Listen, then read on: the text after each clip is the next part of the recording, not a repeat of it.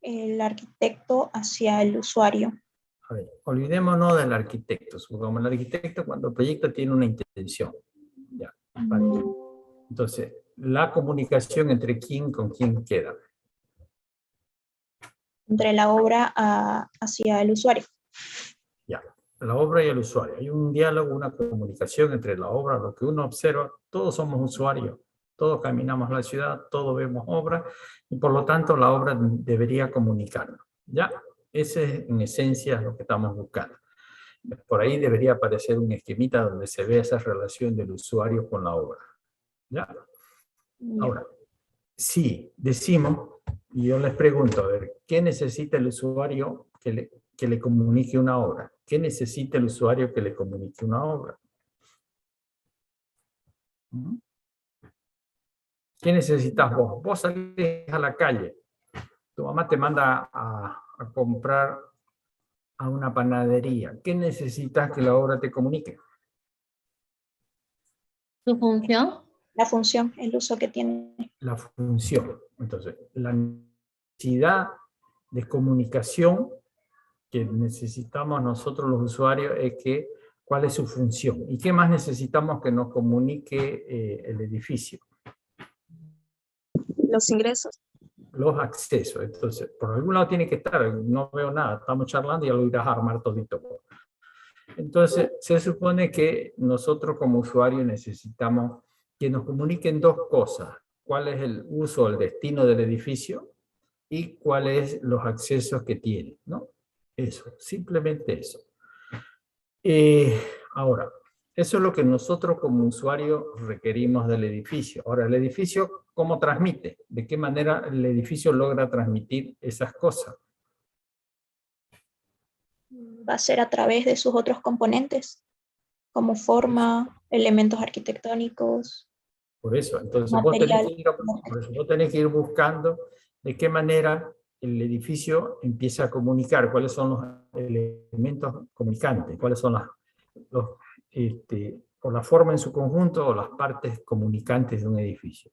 Entonces, a ver, en términos generales, un edificio, ¿de qué manera te puede comunicar algo? A través de sus texturas, su forma, su color. Ya, entonces, la forma tiene muchos elementos comunicantes, supongamos, ¿no? Entonces, ustedes ven, todos los bancos en este pueblo han utilizado un color para comunicar su actividad, ¿no? La universidad, cuando hace sus edificios en todo Santa Cruz, utiliza un color, los colores de la bandera, el azul y el rojo. Entonces uno cuando camina por todos lados se da cuenta de que el color es un elemento comunicante, una propiedad de la forma.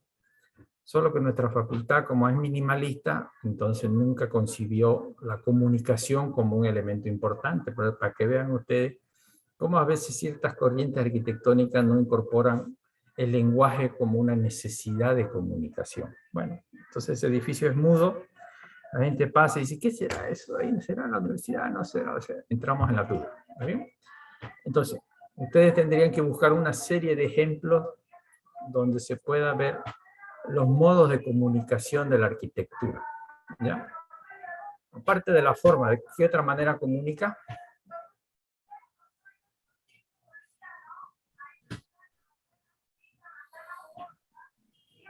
Aparte de las propiedades de la forma, ¿de qué otra manera logra comunicar el edificio? A través de su función, del espacio. El espacio también es comunicante, supongamos. Cuando vos ves un espacio de transición, sabes que por ahí vas a ingresar, supongamos. A ver, pues digo, por eso todo esto lo tenés que rearmar, ¿ya? Una cosa es tratar de entender los elementos. Mierda, que en este barrio me venden de todo. Bueno, eso es lo bonito de vivir en una organización abierta, pues no se sabe las necesidades y las angustias de la gente. Y hasta el precio, el huelele a 5. Y gritan, pues, ¿no? A ver, seguimos. Entonces, eso es lo que quiero que lo rearme, de modo de que la comunicación podrás ver los modos de comunicación de la arquitectura. Ya, la lectura de la arquitectura se hace desde el exterior, ¿ya? No es nada interior. El lenguaje de la arquitectura es cómo uno observa el edificio desde afuera. O sea, no aparece la planta, no aparecen los interiores, porque estamos hablando de la comunicación que el usuario externo, cualquiera puede leer un edificio. ¿Estamos? Y aquí se entiende.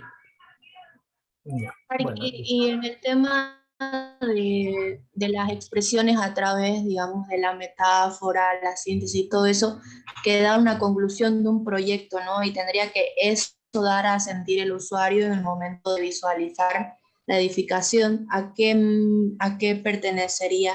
¿A la forma nomás? Claro, a ver, el arquitecto, ya hemos dicho, a ver, quiere transmitir a través de la metáfora también su uso, supongamos. O sea, ¿cómo transmite el arquitecto el uso o el destino de un edificio? A veces usa la metáfora, supongamos, ¿no?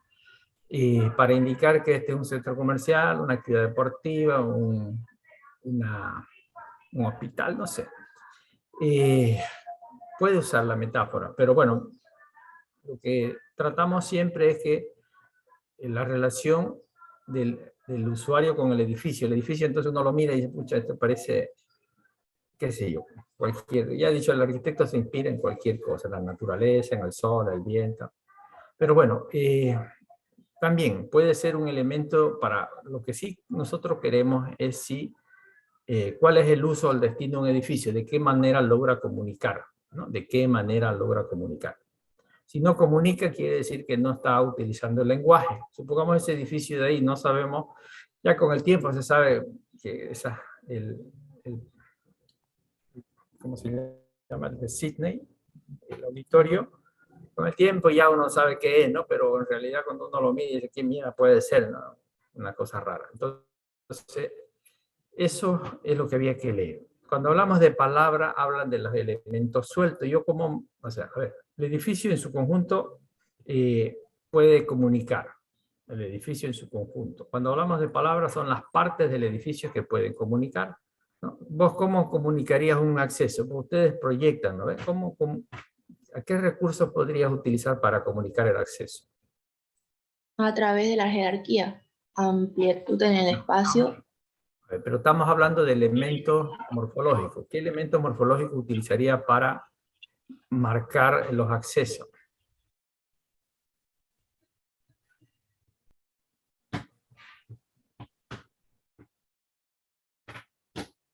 A eso hace referencia la palabra. La palabra son cosas sueltas que también comunican. Supongamos vos haces un pórtico y ya comunicas el acceso. Pones unas 3 graditas, una rampa, comunicas el acceso. Pones un alerito así, comunicas el acceso. Esos son elementos, son lo que dice, lo que en el libro habla la palabra, ¿no? Cosas sueltas, ¿ya? Eso, la sintaxis es un juego de otros elementos que también comunican. Si haces un arco, más haces un front y no sé qué, la agrupación de varios elementos también podían comunicar. Bueno, eso, ¿ya? A ver, después vas a la visión heterónoma. Sí, la visión heterónoma del lenguaje en la arquitectura. Bien sabemos de que trata de respetar los medios, medio natural, el construido y el medio hombre-sociedad. En el medio natural pusimos como ejemplo el edificio El Bosque, de aquí de Santa Cruz, ya que fue un edificio que se construyó respetando 2 árboles, entre uno de ellos que fue un árbol jorori, que es una especie propia de aquí de la región. Ahí nomás, porque está mal. A ver. Hace rato estuvimos charlando y viendo que hay una relación, cuando hablamos del lenguaje, hay una relación del usuario con el edificio, ¿no? Me has contado algo que no tiene nada que ver con el usuario, ¿ya? A ver, nosotros como usuarios necesitamos que el edificio nos comunique. Cuando hablamos de lo heterónomo, estamos diciendo que en esta relación con una realidad determinada, con un contexto determinado, ¿no? Pero no aparece el usuario, supongamos aquí en tu reflexión, ¿no? A ver, no sé cómo poder que se entienda esto. Entonces, a ver, un medio, a ver, vamos por partes. En esta ciudad hay una realidad construida, ¿no? Tenemos una manera de construir esta ciudad. Muchos locales han utilizado, supongamos, la Jatata. Uno ve un montón de edificios que son centros de esparcimiento, recreación, comida, así que se construye con ciertos materiales, ¿no? Entonces, cuando uno ve una construcción nueva de ese entorno, de ese construido, entonces uno ya reflexiona que tiene un destino, un uso determinado. Y hay una comunicación porque vas viendo que esos edificios se construyen de esa manera.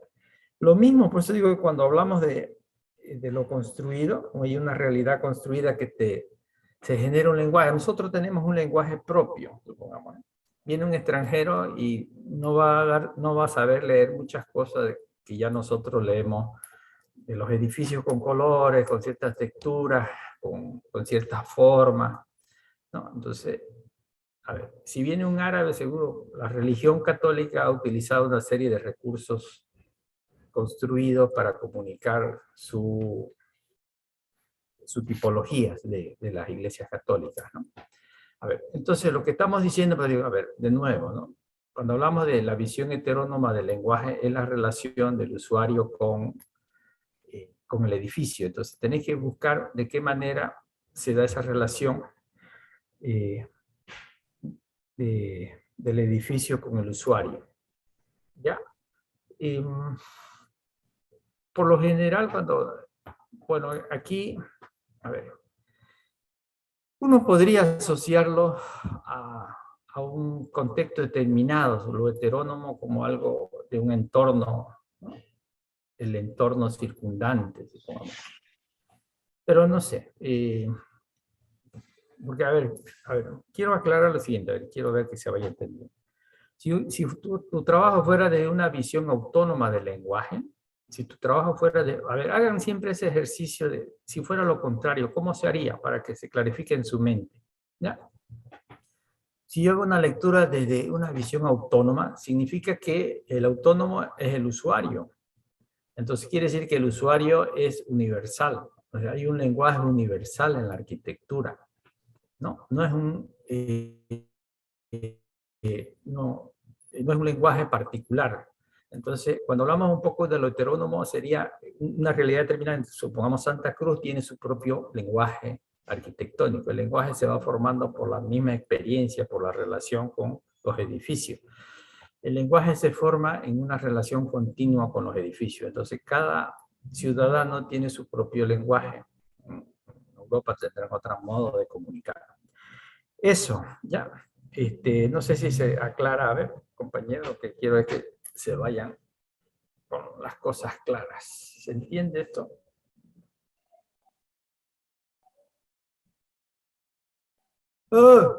Ya no sé si estuve hablando al pedo, yo aquí, no sé, pues no lo veo. ¿No? Entonces, ¿sí? habla María. Lo que yo entiendo, ¿no? Es que, digamos, nosotros al vivir en este medio sabemos identificar ciertas obras porque es normal, ¿no? Entonces, si una persona extranjera, como usted dice, viene acá, va a ver, por ejemplo, la catedral y tal vez él dice que la catedral en otro lugar podría ser un museo o un espacio, ¿no? Eso. O algo así podría ser. Eso es lo que estamos hablando, ¿ya? Entonces, hay un lenguaje propio. Cuando hablamos de la visión heterónoma, hay un lenguaje propio del lugar. O sea, nosotros tenemos... La alcaldía ha hecho todos sus edificios, como siempre le digo yo, con mismo material, la misma forma. Entonces, nosotros cuando miramos ya sabemos que la alcaldía está construyendo, pero viene uno del altiplano, del otro lado, y hay un edificio nomás, o sea, no lo asocia a nada, no hay una comunicación, no lo logra entender. Sin embargo, nosotros sí, por eso cuando hablamos de la visión heterónoma es eso, ¿no? El usuario de un determinado lugar, ¿sí? Ya, Arqui. Entonces, en este caso, este otro ejemplo, en el medio construido, por ejemplo, este edificio Cecilia, se encuentra en La Paz y de acuerdo a lo que hemos podido, bueno, analizar la obra, sí respeta, digamos, el lenguaje de su alrededor. ¿Esto sería un buen ejemplo? A ver, por eso digo, a ver, vos te olvidás del usuario, pues chistosa sos, ¿no? Es lo que yo parado frente a un edificio leo. Yo, ustedes parados. Por eso hablamos de lenguaje, es la comunicación del usuario con el edificio. No de un conjunto de edificios, supongamos, si se le parece. No, no estamos hablando si se le parece al resto de los edificios. Eso no es el lenguaje. Es yo mirando un edificio. Entonces yo miro ese edificio. ¿Qué quiero que me comunique el edificio? Habíamos dicho, su uso. Logro identificarlo, puede ser vivienda, puede ser comercio, puede ser oficina. No me comunica el edificio nada. ¿Qué necesito más leer del edificio? Los accesos. Logró transmitir la obra esa necesidad humana. No sé, pues, ¿no? Eso es lo que estamos tratando de que ustedes reflexionen. ¿Estamos? O sea, la relación del edificio con el usuario. Cuando hablamos, por eso digo de nuevo, cuando hablamos de lo heterónomo significa el usuario de un determinado lugar. Cuando hablamos de lo autónomo es el usuario del mundo, más o menos, supongamos. ¿Sí? Hay un lenguaje universal para las cosas, a veces. Sí, ahora sí ya se entiende. Ya. Aquí tenemos el razonamiento inductivo.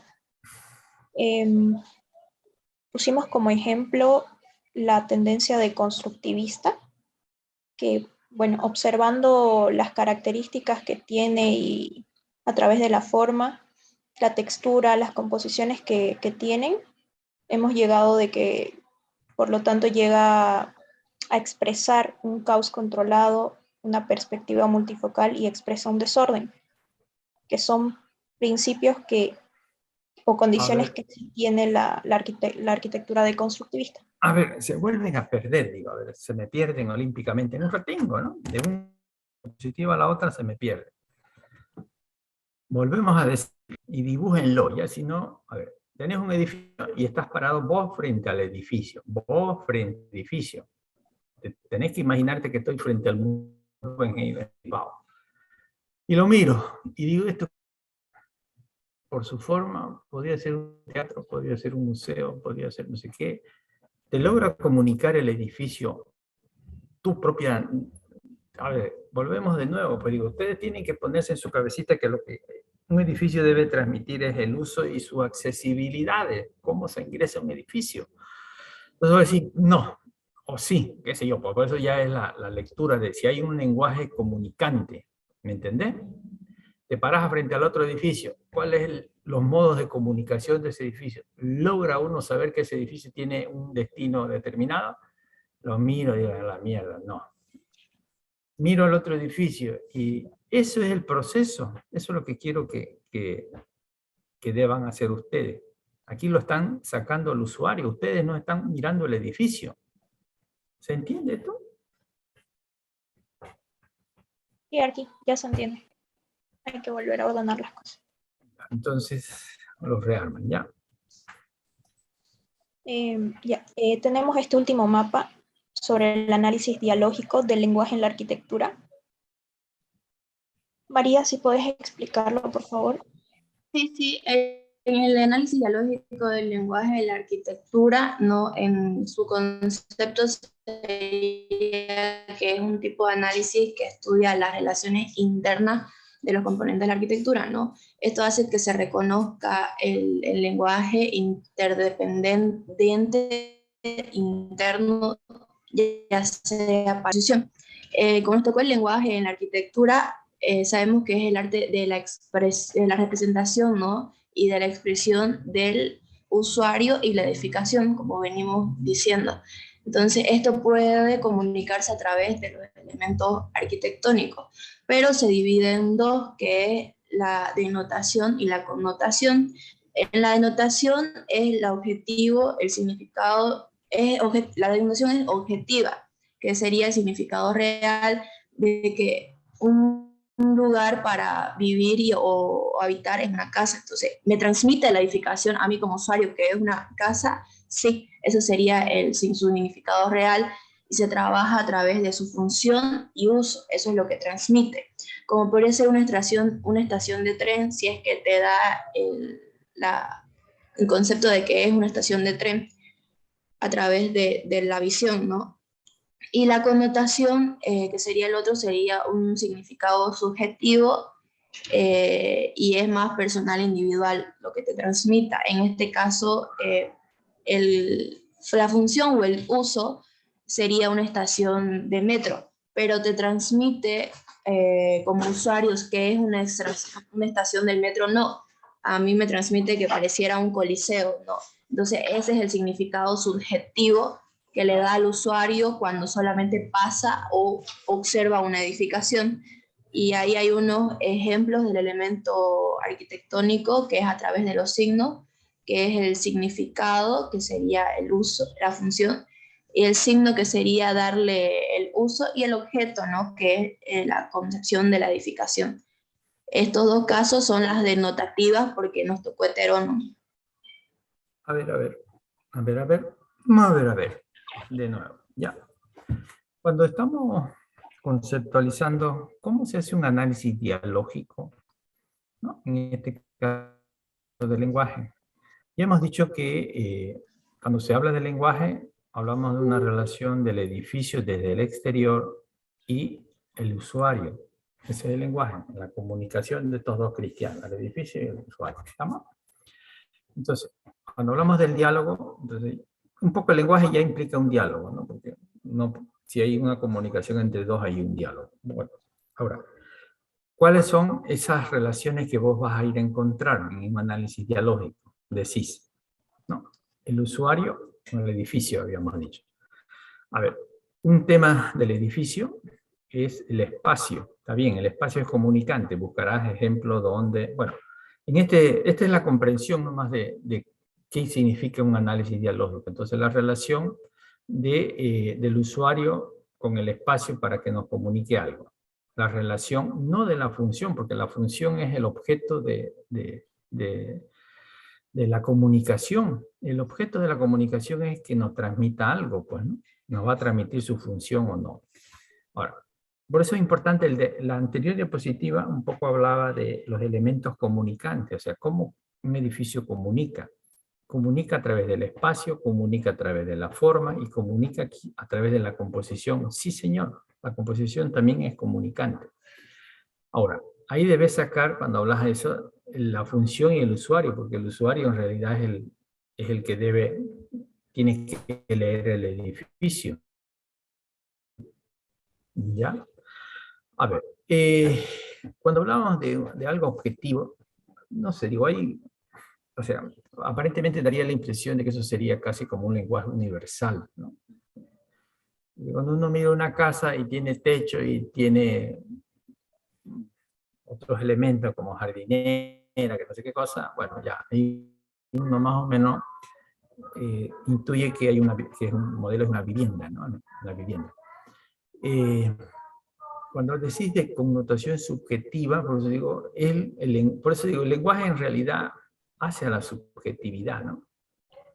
Porque todos no leemos lo mismo a un edificio, todos leemos distinto de acuerdo a nuestra cultura, nuestra identidad y no sé qué.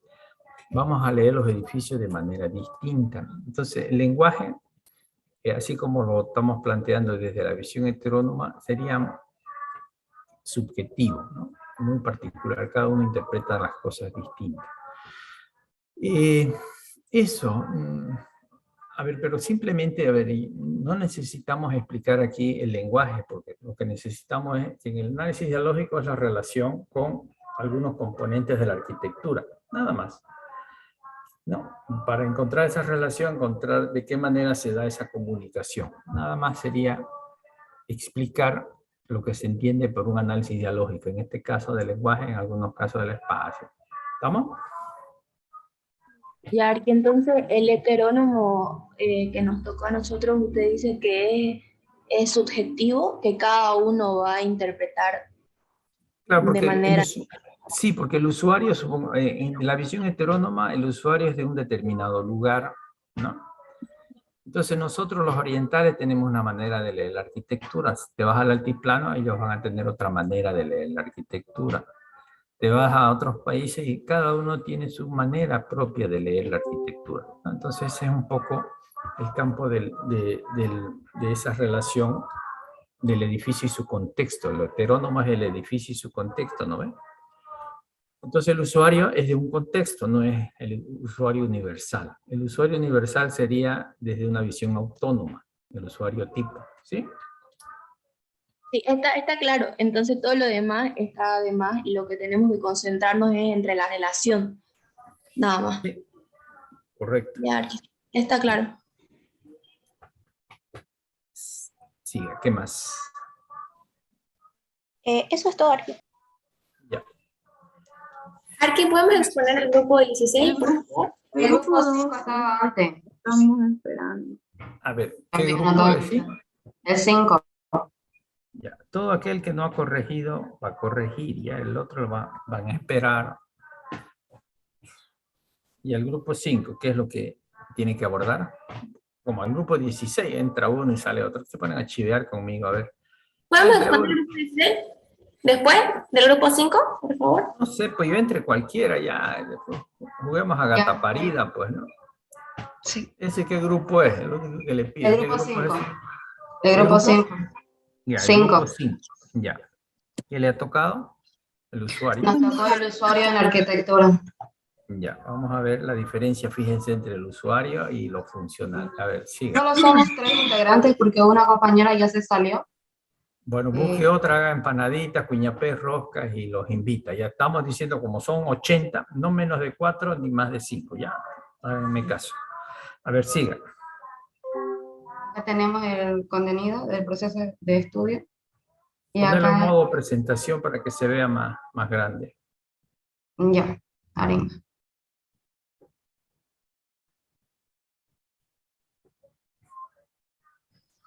Ya. Ya, su primera clase virtual de mi compañera, ¿no? Ya, hace 4 No. años que estamos en clases virtuales y sigue buscando cómo se presenta, ¿no? Ay, mi Dios. Practiquen pues entre ustedes, hagan eso. A ver, sigue.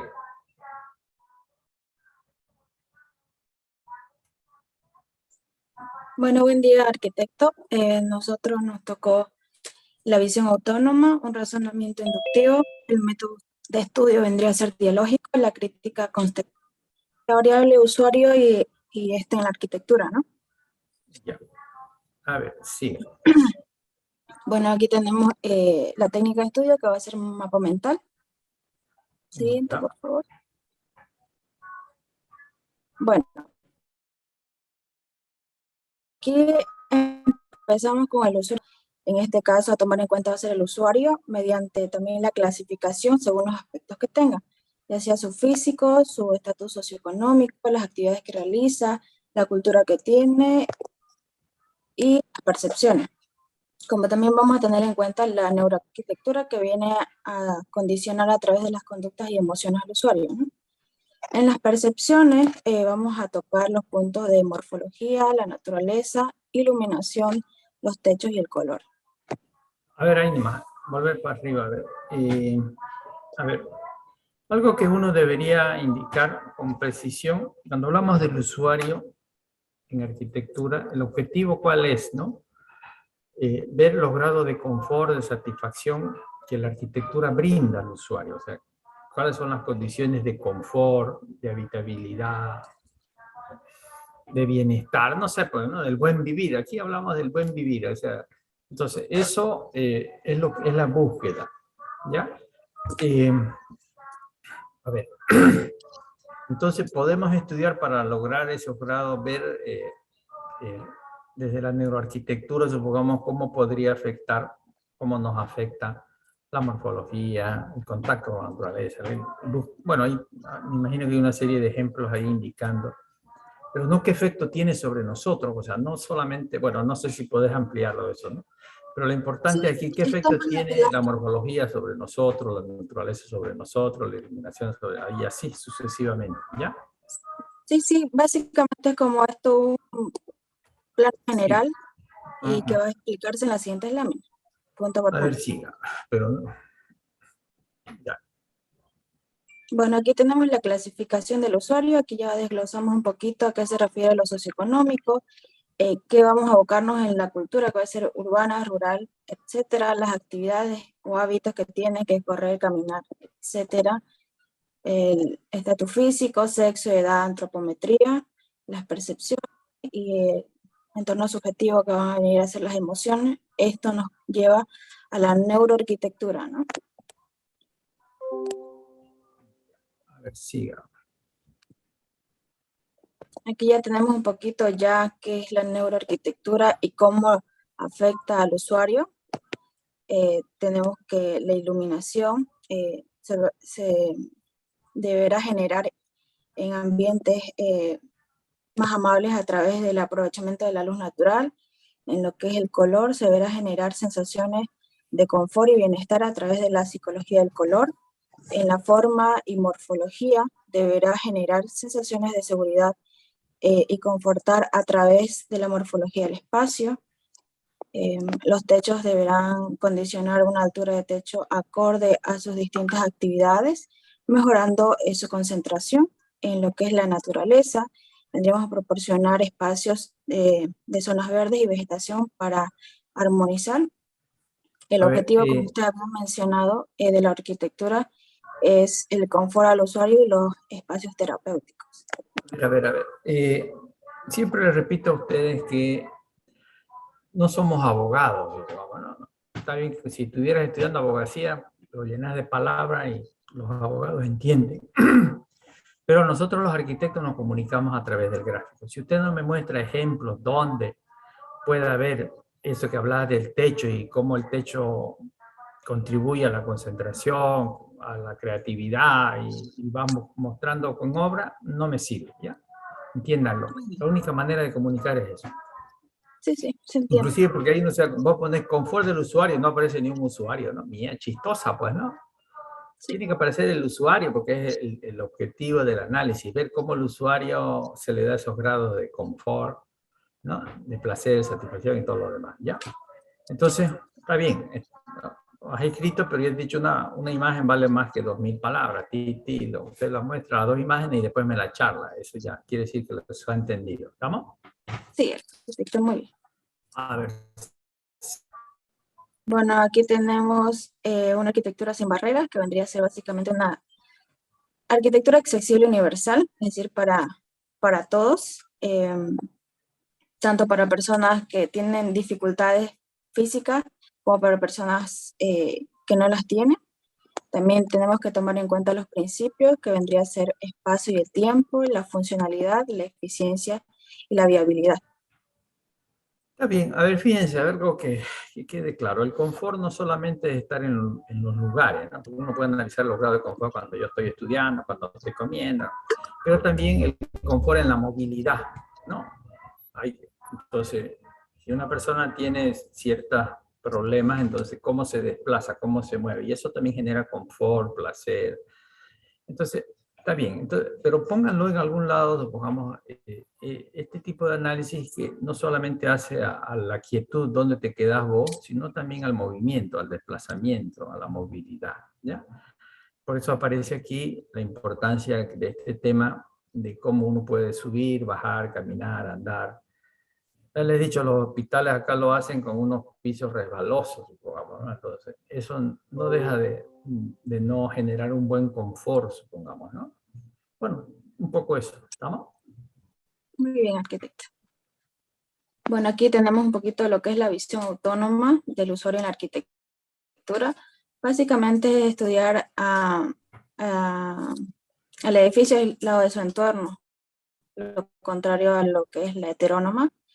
Y esto a base de un estudio del usuario. Pero, a ver. Por eso digo, a ver, tu objeto es el hombre, ¿no ves? Porque estás hablando del usuario autónomo. ¿Qué sería el usuario autónomo y cuál es la diferencia del usuario heterónomo? ¿Cuál es?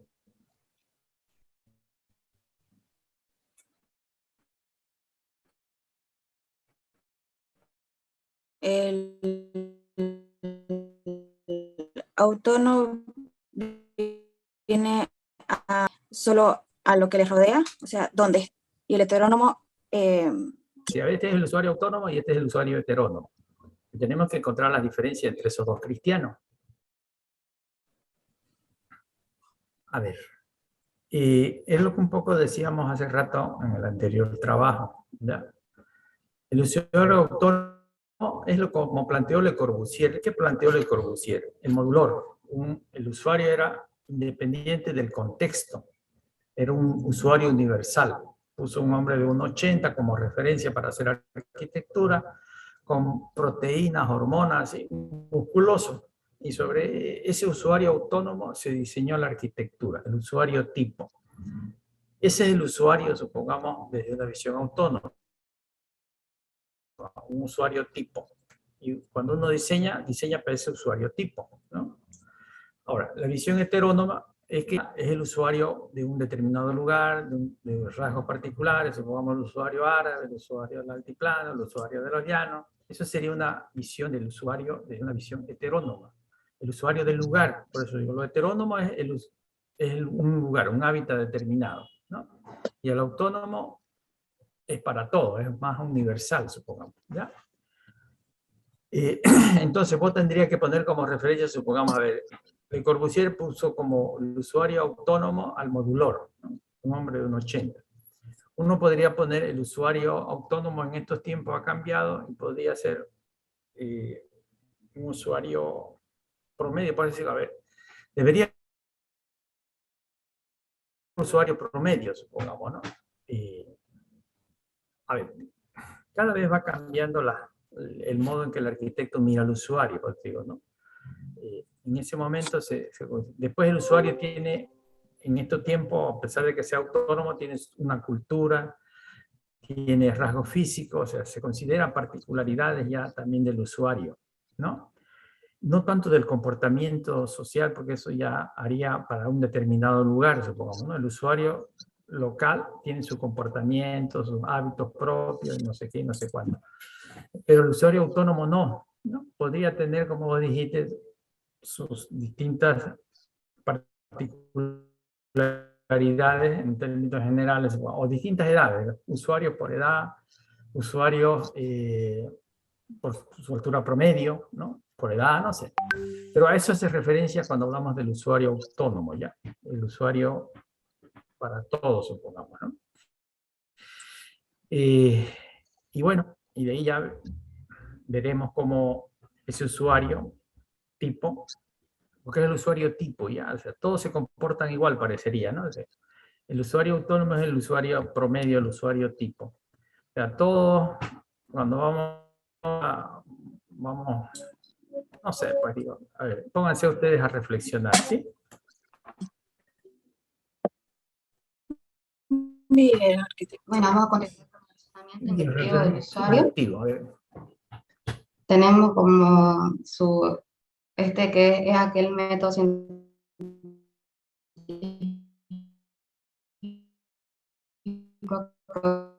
que tiene conclusiones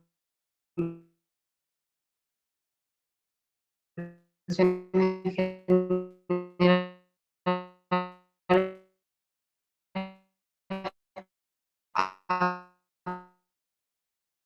a partir de las premisas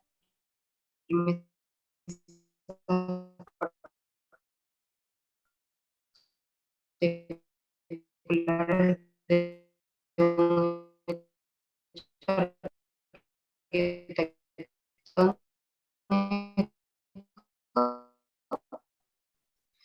tenemos el tipo de vida que A ver, conviven sano. Estoy haciendo buscar.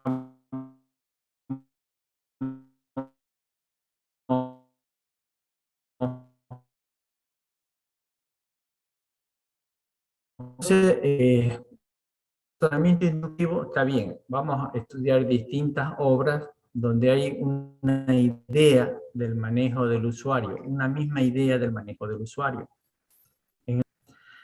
A ver, entonces, en un ejemplo uno podría ver si el usuario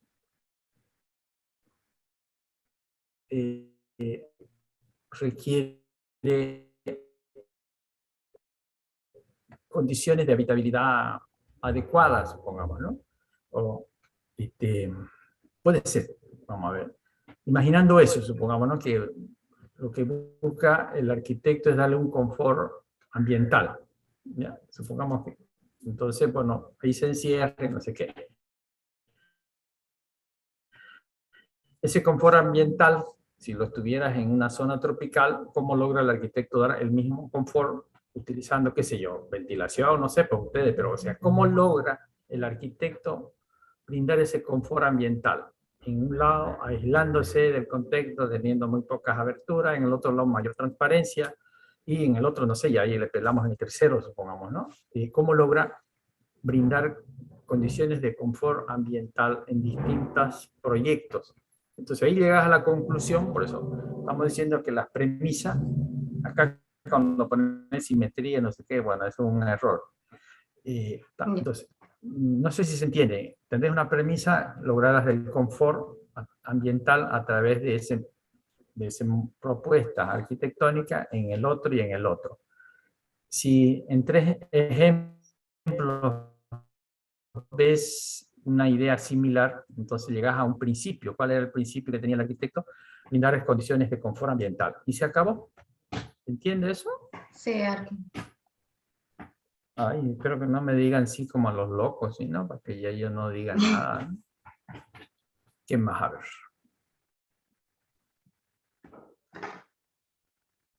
Ya. Si no hay más nada, No cambia. puede salir, consultan. A ver, el método... Paul. ¿Han escuchado lo anterior? No, no me hagan equivocar.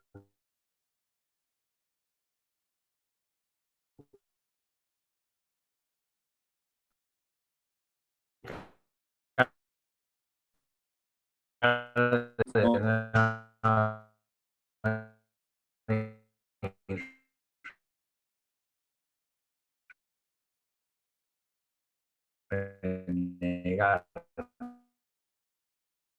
¿no? A ver.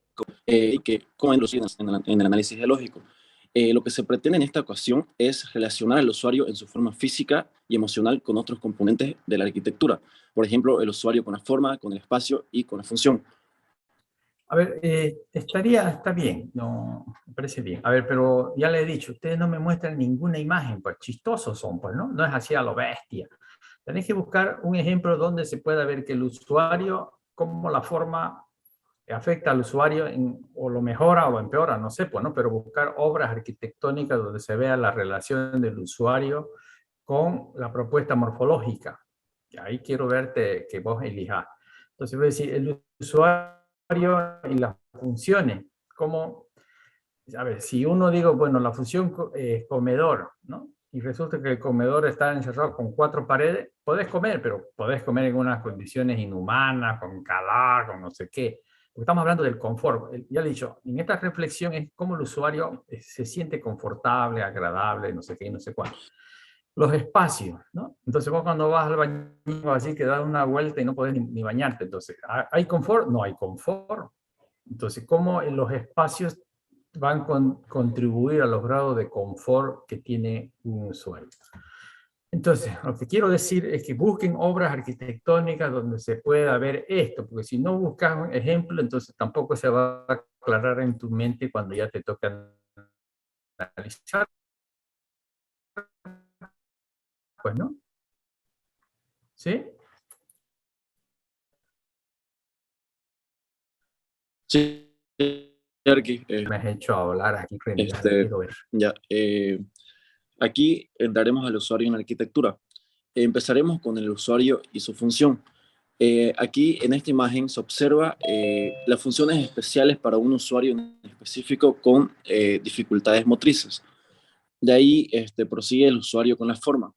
Sí, Podemos pero notar... no, a ver. Tenéis que mostrar dónde el usuario, supongamos, y la actividad que tiene que desarrollar son confortables o no son confortables. Pues no sé, ¿no? Vos tenés que mostrar una imagen donde se puede decir Acá el usuario no ha sido considerado en la actividad funcional, supongamos, o es adecuada o no es adecuada, no sé, pero tenés que ver ese tipo de relaciones de, bueno, está bien, supongamos, ahí estás poniendo, pero no me decís nada, ¿no? Si ha contemplado, supongamos, los grados de confort. Estamos hablando siempre de confort, ¿ya? Cuando hablamos del usuario es cómo él se siente en esa propuesta funcional de accesibilidad a su baño, supongamos, ¿no?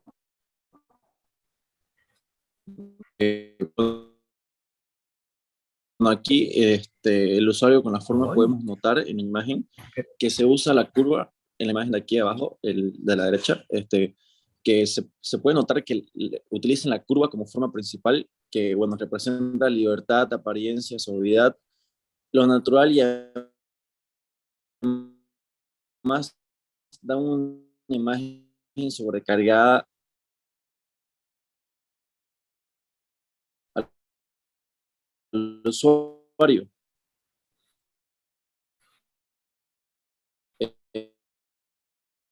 Este, También observamos el usuario con el espacio, que en esta imagen